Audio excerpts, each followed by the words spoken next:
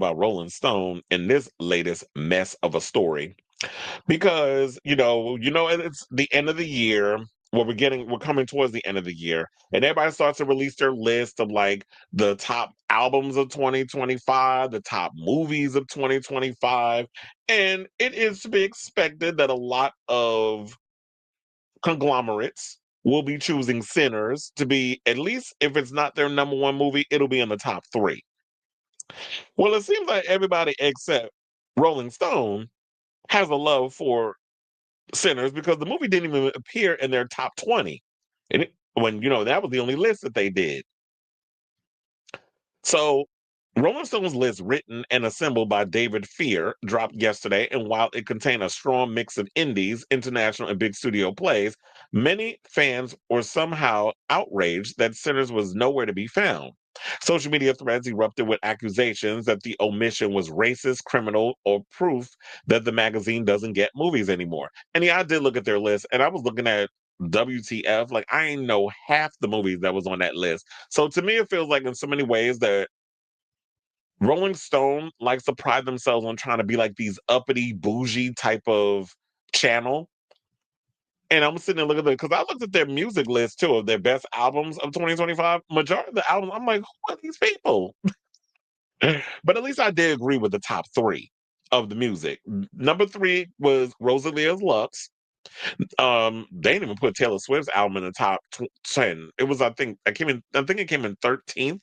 Also, Sabrina Carpenter was in the top 20 too, even though that album was boring. But anyway, um, number three was Lux by Rosalia. Number two was Lady Gaga's Mayhem, and number one was Bad Bunny's album. So I'm like, I'm not that mad with the top three of the album choices.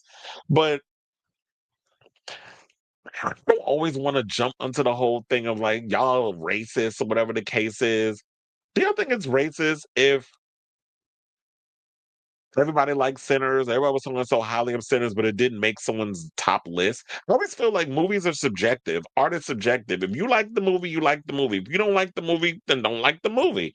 I love Sinners. I've seen it quite a few times. It is in my top five. I do have my list that I did bring in here because since they came up with their little tight ass blasphemous list, I was like, I need to come up with a list. And I came up with it as I was coming up with this story. Because I was like, what movies did I see this year? And I had to go through a whole situation. But anyway, so they said the bigger picture is what this blowback says more about the current state of film discourse than it does Sinners. The increasingly rigid hive mind dominating the field. What this controversy really says is that film criticism is now one big echo chamber. Either you're with us or you're against us. So these days, conformity is rewarded. Once a film is deemed essential by the online communists, any dissent, even a simple omission from a list, is treated as sacrilege. Critics who fail to align with the consensus are assumed to be wrong or worse, have ulterior motives. And that's the worst part about it is that, yeah, I do agree. There's too many extremists out here. There's too many high mind people out here where it's like, oh, everything's a masterpiece. And that's I've noticed that other YouTube pundits have been saying this, that they hate the fact that a lot of these influencers are getting invited to a lot of these movie screenings and stuff. A lot of these influencers who haven't been doing what journalists and all this other stuff has been doing. On one hand, I do look at it as like hating because they feel like you don't want the new guard to come in, the old guard wants to remain the same, and you don't want to give newer people the opportunity. But then again, then on the flip side, there are those newbies that come in that want to make a name for themselves and be like, "Oh, I like everything." You don't really be there to.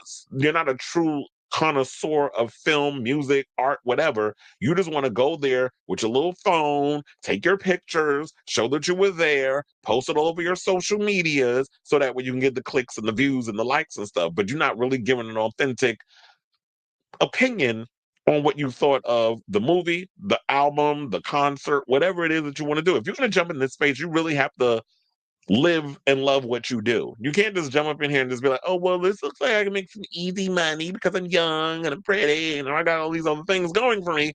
And then it's like, you not really giving me what I need in regards of like, where's the substance? Where's the nuance? Where's the, why should I continue to pay attention to you and watch you? So I don't like the whole hive mind thing because I'm like, look, if Rolling Stone didn't like Sinners, they don't have to like it.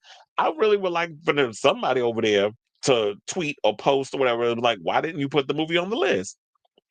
But maybe they feel like I don't need to do that. And that's perfectly fine. But if you like the movie, then you come up with your list, you post it on your social media and call it a day. Who cares what some other person's opinion is? So some of the comments, one person said, I still can't believe Rolling Stone curated a list of 20 best movies from the year and didn't include Sinners, but they included Ari Aster's Eddington, which I remember that movie got ate up. And Ari Aster has not made a good movie since, in my opinion. What came first? Was it Hereditary or Midsommar? I like both of those movies, but after that, he kind of been crashing out with me in regards to his films. Another person said, like others have said, Sinners is not on the list. I've seen these movies. This is a farce. Farcical. I said, oh, that was Van Lathan. Y'all know Van Lathan. Used to work at TMZ. Now does his own show. And with oh my god, I forgot the girl's name. She used to be on The Bachelor. Then they said every year, I guess responding to Van Lathan's post, John DeLillo said, every year we do this dance with a new movie. No one is required to put a movie on their favorites of the year list. Art is subjective. Plenty of other critics will have Sinners on their list. So, um, I don't know who this John DeLillo is. Maybe he's a critic or maybe just a regular person. But I do agree with that. It's like art is subjective. Plenty of other critics will have it on their list. And if one critic doesn't want to put a movie that you liked on your list, y'all are mad.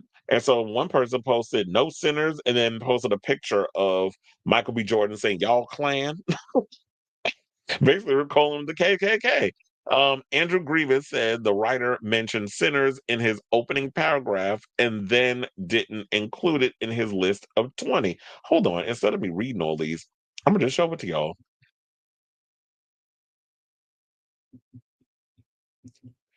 Yeah, so it said, wait, hold on. Let me go back to the other one because this is the one I was talking about. It said, yeah, they put no sinners, y'all Klan. And then another person, Andrew Grievous said the writer mentioned Sinners in his opening paragraph and then didn't include it in his list of 20. While Sinners is my favorite film of the year, I can't see how any self-respecting film critic doesn't at least have it in their top three. Epic fail, Rolling Stone. And yeah, this is the actual picture of their, I guess a screenshot of the article. But yeah, they said Sinners is not listed. So nope, it's not. It is what it is. But um, anyway, so I did compile my own list, I'll say. And where's it? I'll scroll down. So I did, instead, me, I couldn't do a top 10 or top 20. I did a top 30.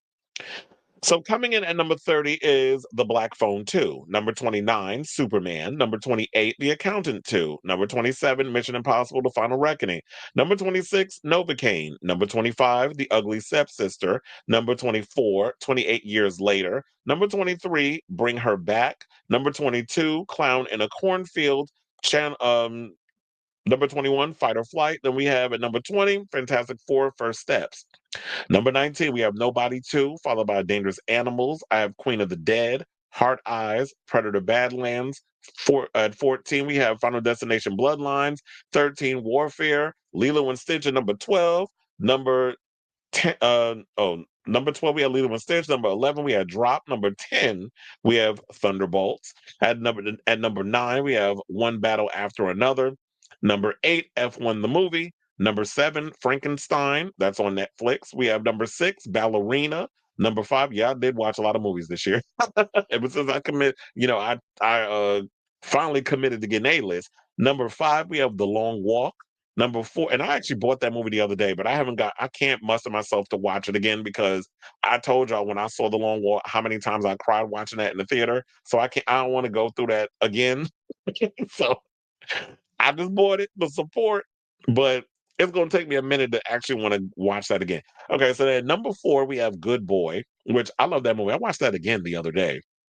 Number 3, Companion. Number 2, I have Sinners. And number 1, I have Weapons. So yes, Sinners is in my top, but um I kind of went back and forth with it. I was like, what movie did I like more? Of course I love Sinners, but Weapons was my movie. It was like that surpassed it. I loved Weapons.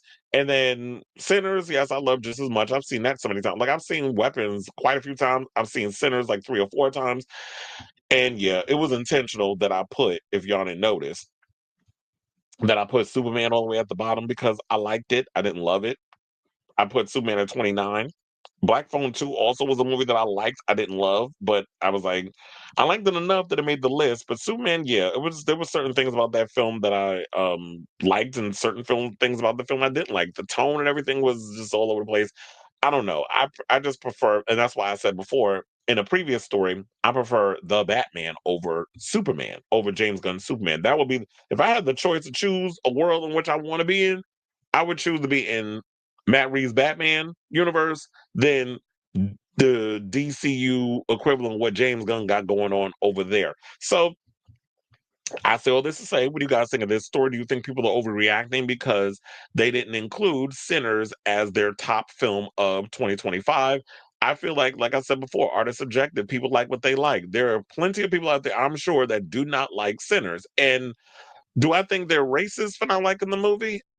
Well, I don't know. I need to have a conversation. If I have a legitimate one-on-one conversation, okay, what about in the movie you didn't like? If it's stuff, oh well, because I made white people look bad, then I'm like, okay, you a damn racist. Like I'm gonna look at it that way because yeah, they were pointing out things about our history in America where black people had to deal with white people and the overall theme that goes on with that. That would make sense. But like, yeah, I'm calling you a racist. But if it's other reason, I don't know, there was a certain amount of the films that dragged too long. They didn't really have enough vampires in it because they said it was a vampire movie and or it wanted to be from dusk till dawn real bad. If you start saying something like that, that last part, I'm a side eye you. But if you said all the other stuff that you just didn't like, that they took too long to get to the horror and the action, and I'm a horror movie fan, then that's fair because yeah, they did take a bit long to get to the horror. They spent more time building up all this other stuff and giving us the history of being black in America in the antebellum South in the 1930s before they got to the horror. Then it's like, okay, I'm with you on that because I agree. The one thing that maybe took me out of Sinners is that y'all did, as a horror movie fan, y'all took too long to get to the vampirism and the blood and the gore and all the things that I like in my horror films. So I definitely want to hear from y'all. And also, if you have a list, drop down in the list. I say your top five. I mean, if you want to do a 30, that's a lot to put in the comments. But at least your top three or your top five movies that you loved in 2025. You can drop that in the comments as well. So yeah, let me know all of that good stuff in the comments down below.